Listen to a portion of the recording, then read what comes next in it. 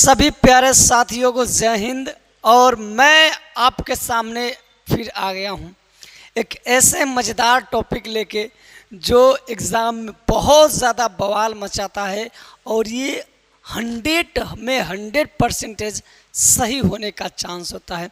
तो क्या अप्रोच है और क्या इसकी रणनीति है, हम सब इस वीडियो में बात करेंगे। आज हम बात कर रहे हैं नीतू सिंह मैम के जो किताब वॉल्यूम 1 है, one of the most and famous book in the area of SSC. तो उसी टॉपिक का उसी बुक का हम एक ऐसी टॉपिक लेकर आए हैं जिसका नाम है वॉइस, और ये हमारी टॉपिक 3rd है। इससे पहले हम लोग वर्ब और टेंस पढ़ चुके हैं, अब हम लोग पढ़ रहे हैं वॉइस। और वॉइस का क्वेश्चन आपके साथ मैं इस बात का वादा कर रहा हूं कि आज के बाद कभी जीवन में अगर गलत हो जाए इस वीडियो के बाद तो आप कहिएगा मुझसे। बस आपको ये रणनीति और जो चीज़ें मैं बताऊंगा समझना है। मार्केट में बहुत सी चीज़ें आपको हैं, लेकिन उनमें बहुत सी चीज़ें में आपको बहुत कम और बहुत इम्पोर्टेंट जो चीज़ें चाहिए वही मैं आपको पढ़ाने आया हूँ। ये मेरा भरोसा नहीं बल्कि इस किताब का भरोसा है जो 13 सालों से बच्चों की यानी कि जो एसएससी की तैयारी करते हैं उनके दिलों पे किताब राज करती है। मेरे प्यारे साथियों, बिना समय गंवाए हम लोग बात करेंगे वॉइस के बारे में।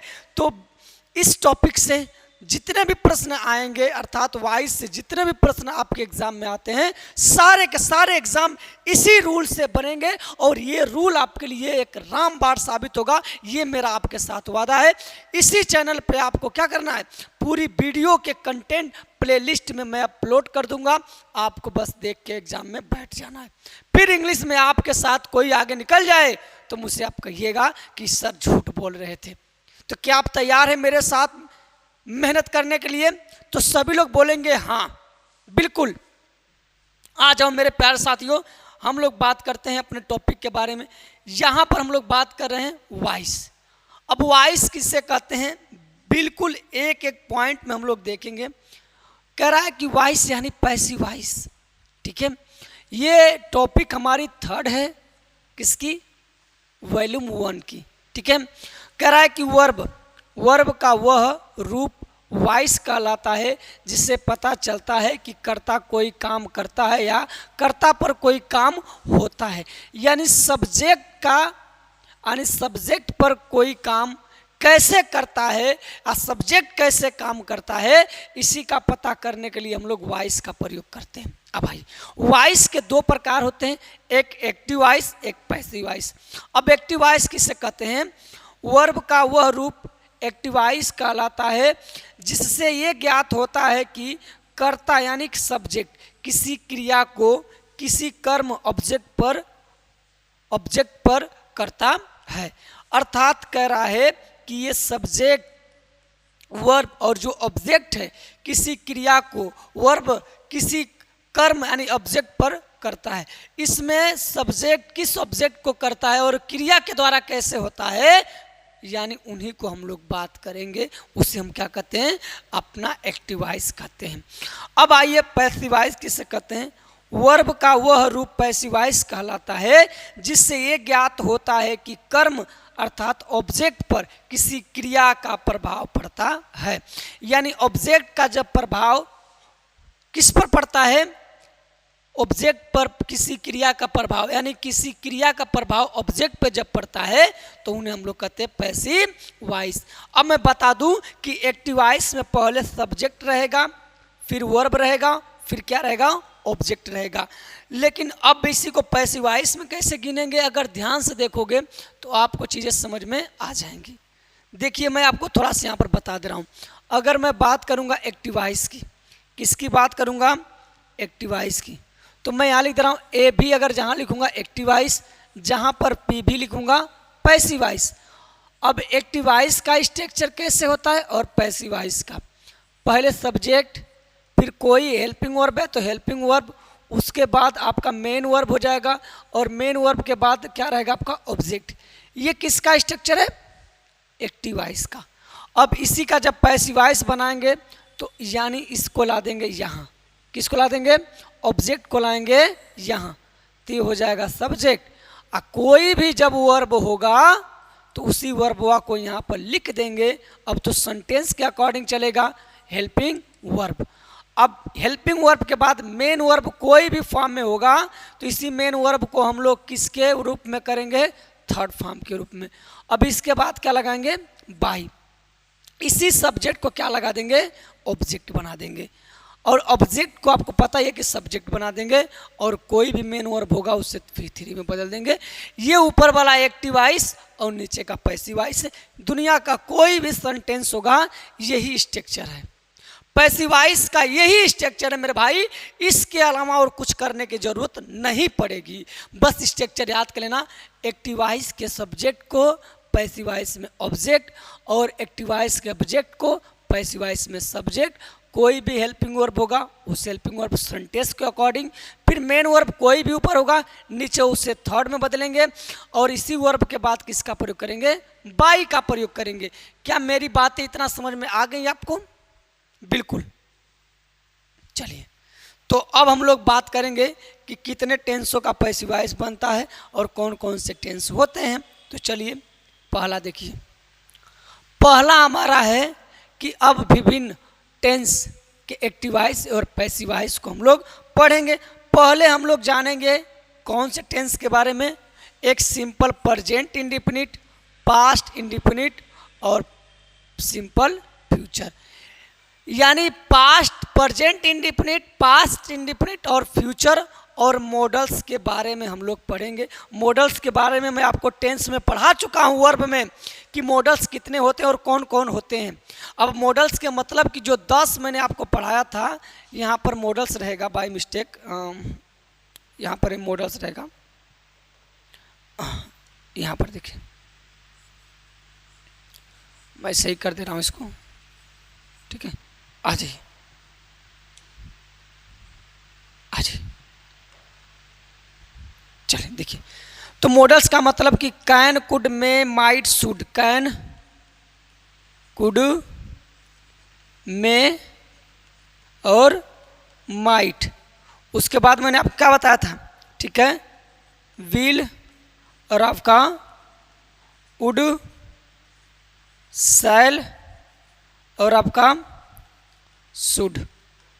उसके बाद मैंने कहा था मस्ट और आपका आउट टू। यही 10 तो आपके मॉडल थे, इन्हीं को हम लोग मॉडल्स कहते हैं। तो इन पूरे को हम लोग सिर्फ मॉडल्स बोल सकते हैं। तो अब ये प्रेजेंट यानी कि ये इंडेफिनिट है। किसका किसका इंडेफिनिट है मेरे भाई, प्रेजेंट इंडेफिनिट है, पास्ट इंडेफिनिट है और फ्यूचर इंडेफिनिट है। अब इसका एक्टिव वॉइस का, प्रेजेंट इंडेफिनिट का सब्जेक्ट, वर्ब और ऑब्जेक्ट। जब इसका पैसिव वॉइस बनाएंगे तो ऑब्जेक्ट को सब्जेक्ट बना देंगे और प्रेजेंट इंडेफिनिट में इज एम आर का प्रयोग करेंगे और इज एम आर के बाद वर्ब की थर्ड फॉर्म, उसके बाद बाई, फिर उसके बाद सब्जेक्ट को बना देंगे ऑब्जेक्ट। उसी तरीके से पास्ट इंडेफिनिट पहले सब्जेक्ट एक्टिव वॉइस में, वर्ब की सेकेंड फॉर्म ऑब्जेक्ट, ऑब्जेक्ट को सब्जेक्ट और इंडेफिनिट है तो हेल्पिंग और वाज वर्ड लगेगा और V3 2 को 3 में बदल देंगे, फिर बाई, फिर सब्जेक्ट को बना देंगे ऑब्जेक्ट की जगह पर रख देंगे। यही है। फ्यूचर में सेम है, यहाँ पर सब्जेक्ट है यानी ऑब्जेक्ट को सब्जेक्ट और विल शैल के बाद खाली क्या जोड़ देंगे, बी जोड़ देंगे, वर्ब की थर्ड फॉर्म बाई और सब्जेक्ट। ये है। मॉडल्स में देखिए सब्जेक्ट है, मॉडल्स है और उसके बाद आपका मेन वर्ब है, ऑब्जेक्ट है। ऑब्जेक्ट को सब्जेक्ट और जो मॉडल है वही मॉडल और इसी मॉडल्स के बाद खाली पैसिव वॉइस में क्या जोड़ दोगे, बी जोड़ देंगे। इन्हीं मॉडल्स के बाद पैसिव वॉइस में खाली क्या जोड़ देंगे, बी जोड़ देंगे। उसके बाद कोई भी वर्ब होगा मॉडल्स के बाद उसे V3 में बाई सब्जेक्ट। सब में स्ट्रक्चर आपको समझ में आ गया होगा आप कि ये जो इंडेफिनिट के है कि प्रेजेंट इंडेफिनिट में is am are, past indefinite में वाज वर, फ्यूचर इंडेफिनिट में विल शैल के बाद खाली बी जोड़ दोगे और मॉडल्स में मॉडल्स के बाद खाली क्या लगा दोगे, बी लगा दोगे। यही इसका पैसिव वॉइस का स्ट्रक्चर है इस सभी का, ठीक है। आ जाइए। अगर मैं बात कर दूं इन्हीं का पैसिव वॉइस का तो आप देख सकते हो कि मैं लिख दूं कि आई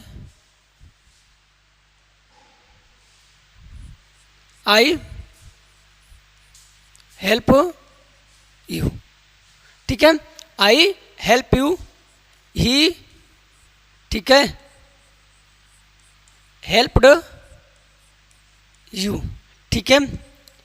आई shall meet you, I can meet you.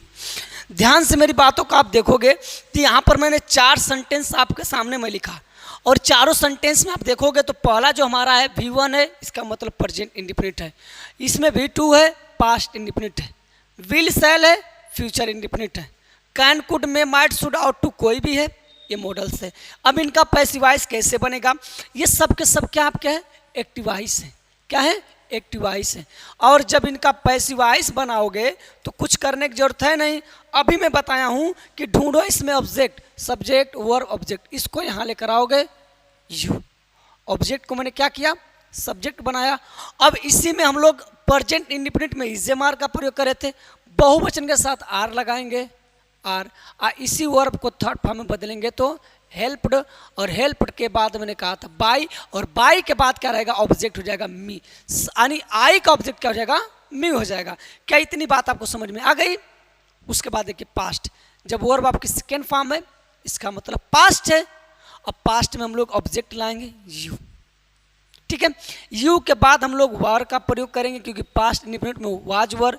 उसके बाद इसी हेल्प को थर्ड फॉर्म में बदलेंगे तो हेल्प्ड बाई, और ही का क्या हो जाएगा? आपका हिम हो जाएगा, ठीक है।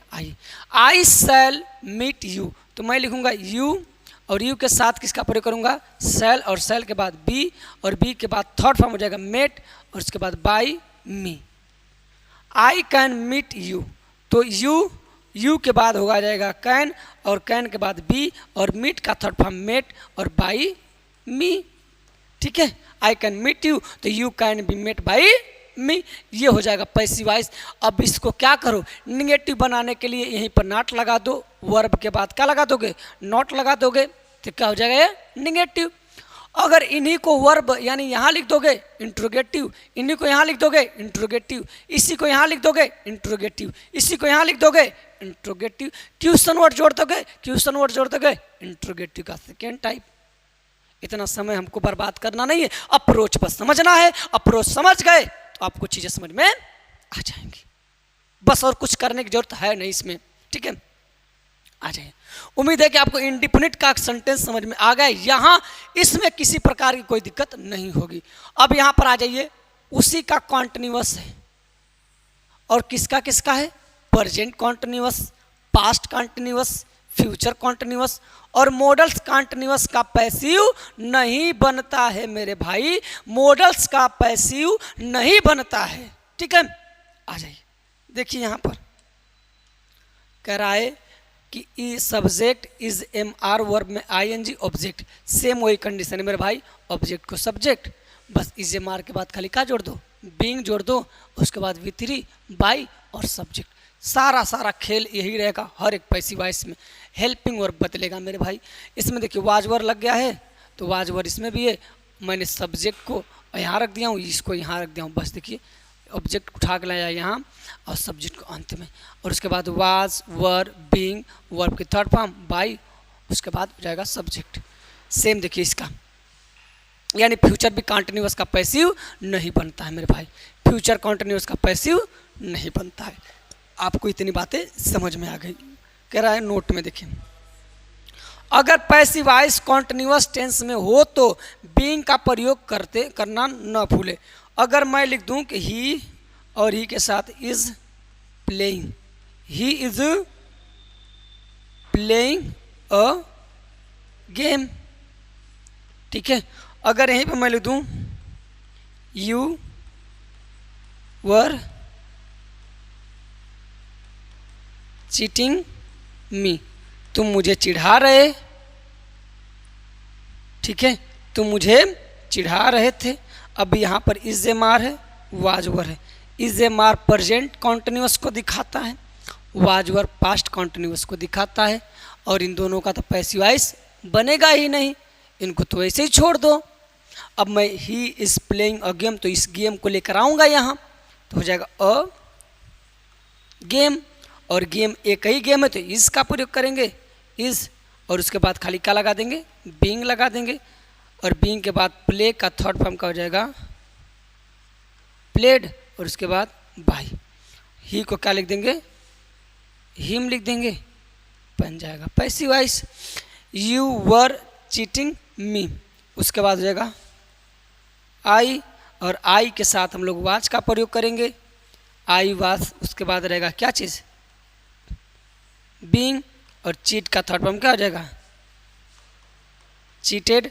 उसके बाद क्या हो जाएगा, बाई, और यू का क्या हो जाएगा, यू। अब मुझे उम्मीद है कि इसमें कोई आपको दिक्कत नहीं होगी, ठीक है, कोई दिक्कत नहीं होगी।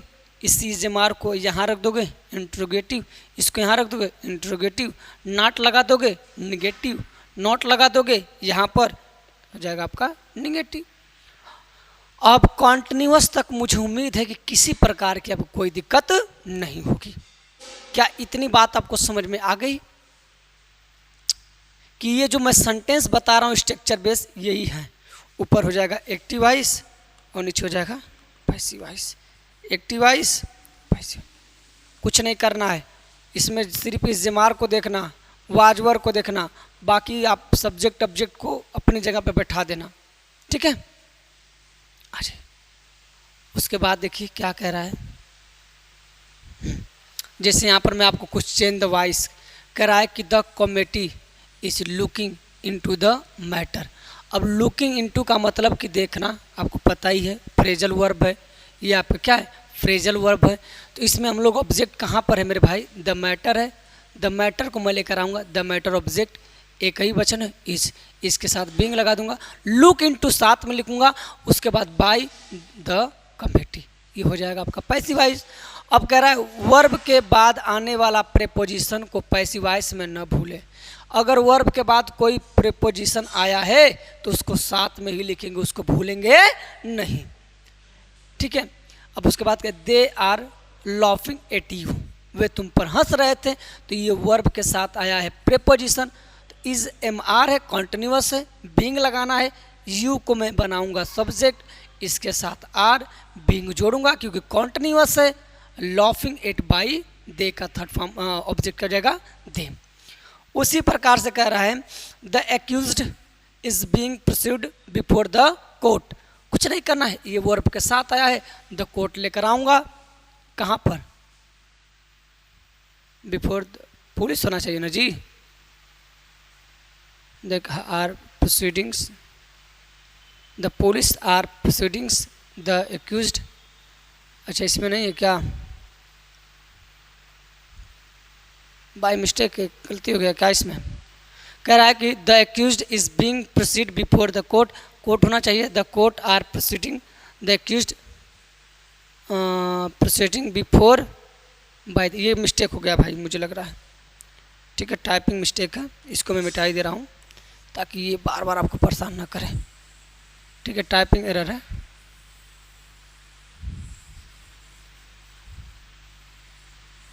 कोई दिक्कत नहीं, एक जो सेंटेंस आपको हमको तो रूल समझना है और रूल क्या कह रहा है उसको देखना है।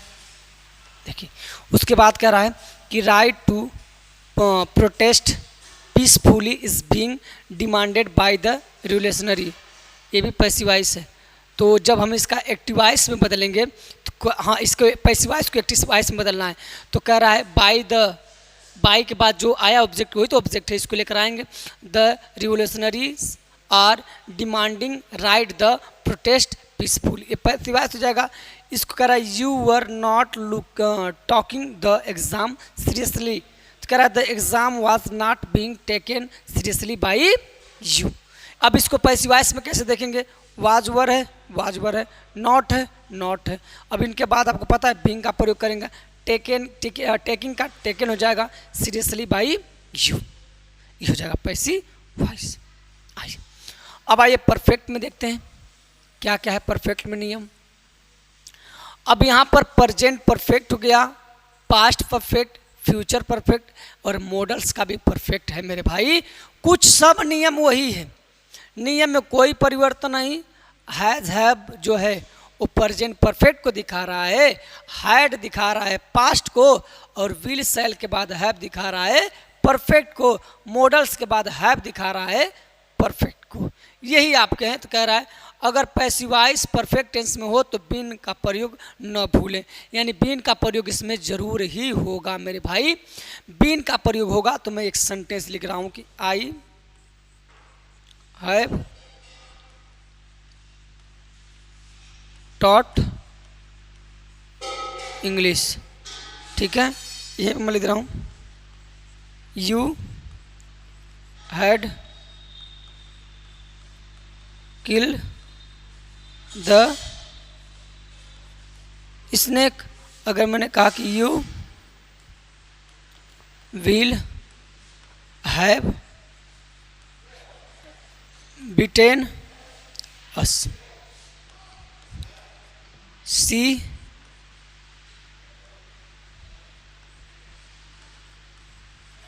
Would have met you.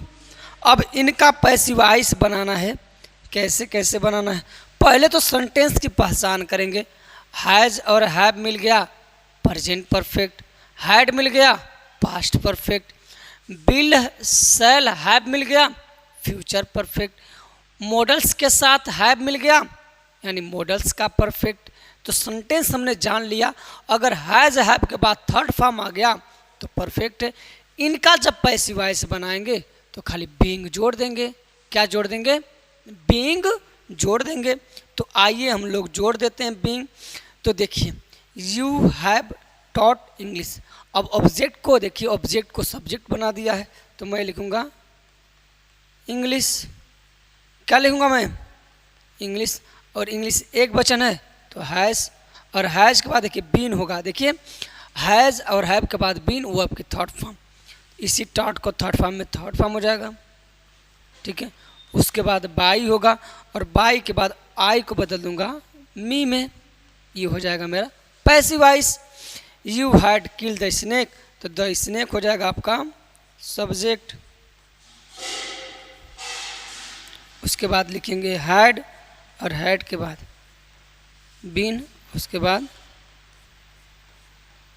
Killed, और किल्ड के बाद क्या रहेगा? बाई यू, ठीक है। आज इसके बाद देखिए ध्यान से क्या कह रहा है, यू विल हैव बीटन अस। तो अस को मैं लेकर आऊँगा तो हो जाएगा वी, और विल के साथ हम लोग प्रयोग करेंगे शैल, ठीक है, शैल। और उसके बाद रहेगा हैव, और हैव के बाद बीन, उसके बाद क्या रहेगा? बीटेन, और उसके बाद बाई यू रहेगा, ठीक है। आई सी वुड हैव मेट यू, तो मैं लिखूंगा यू और यू के साथ वुड, और वुड के बाद हैव, और हैव के बाद बीन, और मेट का मेट बाई सी का हो जाएगा और ये हो जाएगा पैसिव वॉइस। यानी परफेक्ट के पैसिव वॉइस को बनाने का इससे आसान तरीका कभी हो ही नहीं सकता।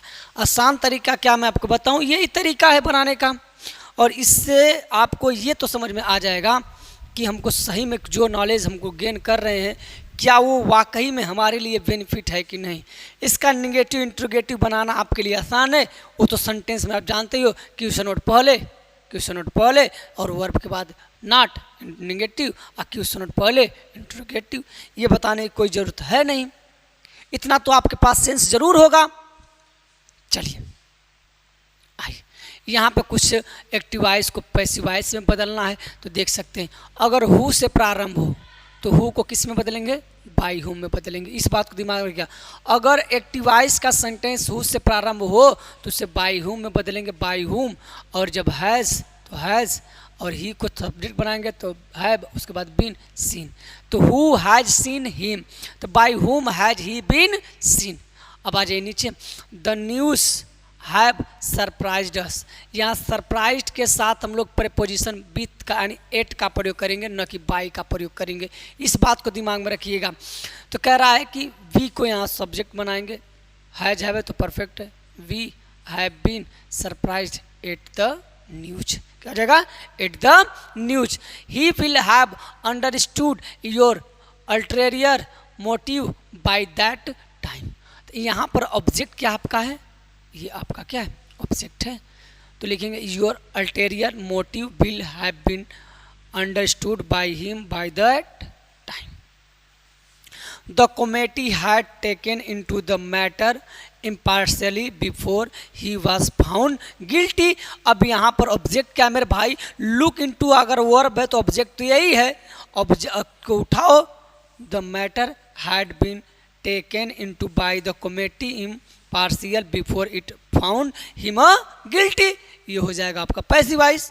चलिए अब आ जाइए, कह रहा है कि कुछ ऐसे वर्ब होते हैं जिनका प्रीपोजिशन फिक्स होता है, जिनके साथ हम बाई का प्रयोग नहीं करते हैं, इनके साथ अपना खुद का प्रीपोजिशन फिक्स आता है। जैसे नोन, नोन के साथ टू आएगा, सरप्राइज के साथ एट आएगा, अमेज्ड के साथ एट आएगा, एस्टोनिश्ड के साथ एट, और स्टार्लेट का मतलब एट, और वेक्स्ड का मतलब एट, एनवाइड के साथ विथ आएगा, समबडी एनीबडी के साथ एट का प्रयोग करेंगे। उसके बाद समथिंग या कंटेंट के साथ हम लोग इन का प्रयोग करेंगे, एम्बॉडीड का साथ इन का प्रयोग करेंगे, क्रेम्ड के साथ विथ का, और डेकोरेटेड के साथ विथ का प्रयोग करेंगे, फील्ड के साथ विथ, और ऑर्नामेंटेड का मतलब विथ, और थ्रोन का मतलब विथ, और टायर्ड ऑफ के साथ और इंग्यूल फेल्ड के साथ इनका प्रयोग करेंगे। यानी इनके साथ हम बाई का प्रयोग नहीं करेंगे तो नहीं करेंगे। ये सबसे इंपॉर्टेंट वर्ड मीनिंग्स हैं और यही आपके एग्जाम में आते हैं। इसको एकदम very very important passive voice का मान के चलिएगा कि सवाल जो भी आते हैं यही से आते हैं। जैसे कह रहे हैं द फायर, ठीक है, इनफील्ड द बिल्डिंग्स, तो यहाँ पे द बिल्डिंग ऑब्जेक्ट है क्योंकि ये सेकेंड फॉर्म है ऑब्जेक्ट, वर्ब तो पास्ट इंडिपेंडेंट है, the buildings was engulfed into the in the fire. By का प्रयोग यहाँ किए इनका क्योंकि ये वर्ब के साथ प्रीपोजिशन फिक्स है। दिस बॉक्स कंटेन 10 सिगार्स, यानी इस डब्बे में 3 सिगार है तो आप लिख सकते हो 3 cigar are content in this box. अब मुझे उम्मीद है कि यहाँ तक की चीज़ें आपको समझ में आ गई होंगी। यानी इनके साथ हम लोग किसका प्रयोग करेंगे, इन प्रीपोजिशन का, अर्थात बाई का प्रयोग नहीं होगा। क्या होगा, नहीं होगा। देख लिया आपने, एकदम बिल्कुल आसान से देख लिया। अब आ जाइए क्वेश्चन नोट में, देखो मेरे प्यारे बच्चों, मैंने कहा ना सबका एक ही तोड़ है। कह रहा है कि यस नो क्वेश्चन वर्ड का पैसिव वॉइस बनाकर उससे पहले इंटरोगेटिव वर्ड जोड़ देते हैं तो क्वेश्चन वर्ड बन जाता है मेरे भाई। अगर मैं आपसे बोलूं कि active voice have you broken the glass, ये है आपका एक्टिव वॉइस, और जब इसका पैसिव वॉइस बनाएंगे तो यही आपको पता है द ग्लास लाओगे तो इसी को एक वचन हो जाएगा has been broken by you. ये मैंने कहा था सब्जेक्ट से पहले वर्ब को रख देंगे। अब यहीं पे इसे मार रखोगे, वाज वर रखो, डू डज लिखो, कुछ भी लिखो, बस बदलाव जो होंगे यहीं पर होंगे। अब इसी में कह रहा है कि अब इनमें यस नो क्वेश्चन वर्ड के पहले इंट्रोगेटिव वर्ड जोड़ देंगे तो हो जाएगा सेकेंड टाइप। बस कुछ नहीं करना, इन्हीं की अगमाकार जोड़ देना है क्वेश्चन वर्ड। जैसे why have you broken the glass, तो कुछ करना नहीं है, वाई को लिख देना है तो हो जाएगा आपका क्या चीज़, वाई को वाई लिख दो। उसके बाद has the glass been broken by you, कुछ नहीं करना है, बस यहाँ पर क्वेश्चन वर्ड से पहले यानी डू डज हो, हैज हैव हो, उनसे पहले किसका प्रयोग कर देना हमको, उससे पहले हम लोग को प्रयोग कर देना किसका, क्वेश्चन वर्ड का। कोई भी क्वेश्चन वर्ड लगाओ, ठीक है। अच्छा, जैसे रूल में कह रहा है वाई, हाउ, वेन, वेयर, वाट आदि के साथ लागू होते हैं किंतु हु और हुम के साथ नहीं। अभी तो मैं बोला हूँ हु और हु के साथ नहीं, हु रहेगा तो हुम में बदलेंगे और हुम रहेगा तो हु में बदलेंगे, इनके साथ कुछ नियम अलग है, ठीक है। अब कह रहा है यहाँ पर who wrote the Ramayana, Ramayana किसने लिखा, तो हु को किस में चेंज करेंगे, बाई हुम में, वाज द रामायण रिटेन। लेकिन जब इसी को दूसरे तरीके से बनाओगे तो हु को हु में करो, वाज को वाज करो, रामायण रिटेन, बस बाई को कहाँ लगा दोगे, अंत में लगा दोगे। ये भी नियम है, एक ही सेंटेंस बनाने के 2 नियम है। उसके बाद कह रहा है कि whom was the Ramayana written by, कहना गलत है, यहाँ पर हुम को लिखना गलत हो जाएगा, ठीक है। हुम हैव यू इनवाइटेड, तुमने किसको आमंत्रित किया है, तो हुम को किस में चेंज करेंगे, who has been invited by you. ये 2 सेंटेंस आपको समझ में आ गया होगा। अगर हुम होगा तो हु में, अब हु होगा तो बाई हुम में चेंज करेंगे। अब बाई हुम नहीं लगाना चाहते हो तो हु भी लगा सकते हो, सेंटेंस बिल्कुल गलत हो जाएगा। और आपको पता है कि सेंटेंस के अकॉर्डिंग हेल्पिंग वर्ब का प्रयोग कर देंगे। अच्छा, इसके बाद देख सकते हैं यहाँ पर कह रहा है कि इम्परेटिव सेंटेंस। अब इंपरेटिव सेंटेंस का पैसिव कैसे बनता है, ठीक है, इंट्रोगेटिव का कैसे पैसिव बनता है, अगर आप देखोगे तो आपको समझ में आ जाएगी। ठीक है, अरे यार कहाँ गलत हो गया, चलिए देखते हैं। विथ ऑब्जेक्ट, अगर किसी वर्ब की शुरुआत यानी वर्ब से हो रही है, मेन वर्ब से हो रही है और उसके साथ सिर्फ ऑब्जेक्ट दिया हो, तो इसका पैसिव वॉइस कैसे बनाएंगे, पहले लिखेंगे लेट और ऑब्जेक्ट को लिखेंगे फिर बी, फिर क्या लिखेंगे, वर्ब की third form.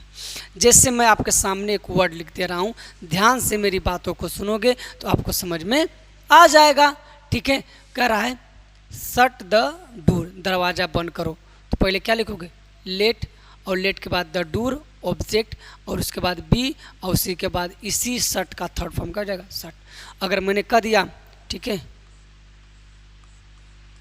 Open the door, दरवाज़ा खोलो, तो कुछ नहीं करना है, क्या करना है, वर्ब से शुरू हुआ है तो लिखेंगे लेट द डोर, उसके बाद बी और थर्ड फॉर्म क्या जाएगा, ओपेंड। अब समझ में आपको ओपेंड हो जाएगा। ठीक है, ओपेन। अब उसके बाद कह रहा है सेकेंड वे, दूसरा तरीका है कि you are order to shut the door, यानी दूसरा तरीका इसको बनाने का है कि कह रहा है कि अब यहीं पर लेट नहीं लगाना चाहते हो तो लिख सकते हो यू आर ऑर्डर, अगर आदेश का भाव मिलेगा तो हो जाएगा ऑर्डर टू क्या चीज़, शट, यानी ओपन, क्या लिखोगे, ओपन द डोर, क्या बोलोगे आप लोग, डोर बोलोगे। ठीक है, डोर। अब यहाँ पर हो जाएगा आपका सेकेंड वे, तो हो गया कि आदेश का भाव आएगा तो ऑर्डर लगाओगे, अगर वही पर बात रिक्वेस्ट की बात आएगी तो रिक्वेस्ट, और मना करने की बात आएगी तो आप लोग क्या लिखोगे, फॉरबिडन का प्रयोग करोगे। जैसे मैंने एक इसको अगर आप लिख लो फिर मैं बता, स्क्रीनशॉट ले लो। ठीक है, जैसे एक और बता दे रहा हूँ, ध्यान से देखोगे। अगर मान लो कि मैंने लिख दिया, ठीक है, हेल्प मी, अब इसको कैसे बताएंगे, तो लिखेंगे you are requested to help me, कुछ नहीं करना। अब इसी को मैंने कह दिया कि डोंट हेल्प मी, अब इसका पैसिव वॉइस कैसे बनाओगे, तो लिखोगे you are forbidden to help me. अगर बात निगेटिव की आएगी तो फॉरबिडन, रिक्वेस्ट की बात आएगी तो रिक्वेस्टेड, और ऑर्डर की बात आएगी तो ऑर्डर का प्रयोग कर देंगे। ये आपको समझ में आ गया होगा, तीनों में से कोई लगा सकते हो। ठीक है, उसके बाद देखिए विदाउट ऑब्जेक्ट, मैंने कह दिया कि गो अवे। अब यहाँ पर ऑर्डर की बात हो रही है, बिना ऑब्जेक्ट के कैसे लगाएंगे, इसमें ऑब्जेक्ट नहीं है, तो लिखेंगे you are order to go away, यहाँ पर लिखा हुआ है। सेम वही कंडीशन यहाँ पर भी है, वो यहाँ पर भी सेम कंडीशन है। उसके बाद मोरल सजेशन की बात आएगी तो हेल्प द पुअर, वही चीज़ें यहाँ पर है, लेकिन यहाँ पर शुड का भी प्रयोग कर सकते हैं, कोई दिक्कत नहीं है। हेल्प द पुअर के बारे में लिखेंगे तो the poor should be helped, object आपको समझ में आ गया होगा। मोरल रहेगा तो शुड का प्रयोग करेंगे, बिना ऑब्जेक्ट का रहेगा तो ऑर्डर या रिक्वेस्टेड या फॉरबिडन, सेम कंडीशन दोनों का ही रहेगा, ऑब्जेक्ट है या बिना ऑब्जेक्ट के दोनों। अब मोरल रहेगा तो शुड का भी प्रयोग कर सकते हो, सेंटेंस गलती नहीं होगा। ठीक है, आ जाइए।